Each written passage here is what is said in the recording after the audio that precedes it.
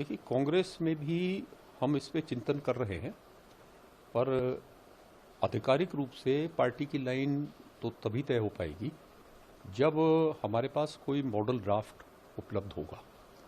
वो चाहे उत्तराखंड का हो और चाहे केंद्र सरकार का।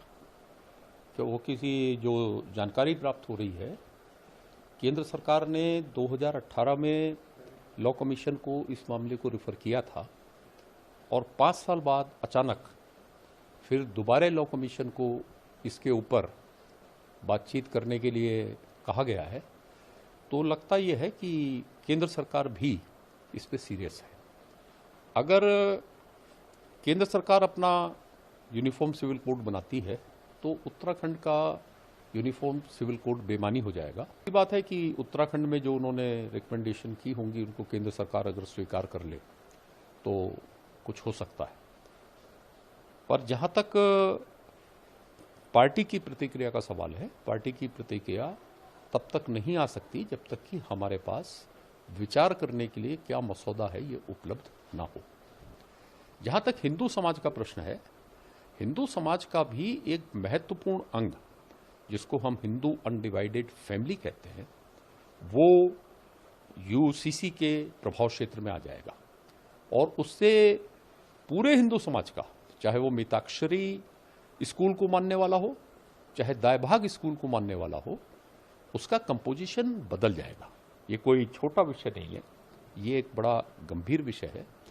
और एक चीज़ जो सुनने को मिल रही है और मुझे समझ में नहीं आ रही, शायद हिंदू समाज के महिलाओं को तो बिल्कुल ही समझ में नहीं आएगी और हिंदू समाज उसे स्वीकार नहीं करेगा, वो है लिव इन रिलेशनशिप को रजिस्ट्रेशन करके लीगलाइज करने का।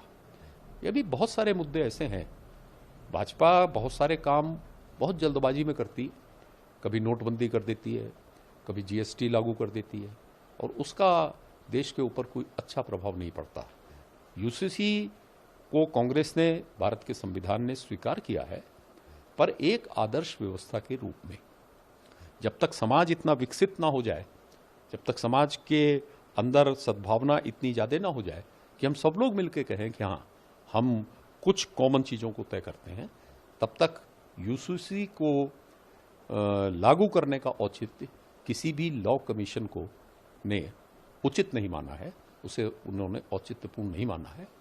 पर घटनाक्रम की तेजी को देखते हुए हम कांग्रेस पार्टी के रूप में इस पे एक नज़र रखे हुए हैं और हम समाज पे पड़ने वाले प्रभावों का अध्ययन करके समाज की राय लेके कांग्रेस की नीति को बनाएंगे। आदिवासी, अनुसूचित जाति, ओबीसी, इन सबको जो अधिकार हमने प्रदत्त किए हैं उनकी रक्षा करना कांग्रेस का लक्ष्य रहेगा।